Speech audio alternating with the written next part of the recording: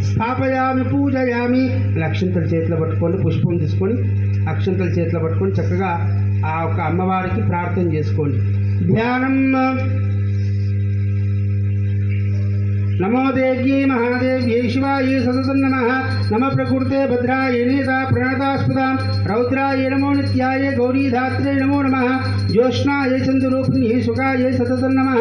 दुर्गाय दुर्गपाराय साराय सर्वचारिण्यै यात्येतदेव कृष्णाय धूम्राय सततं नमः.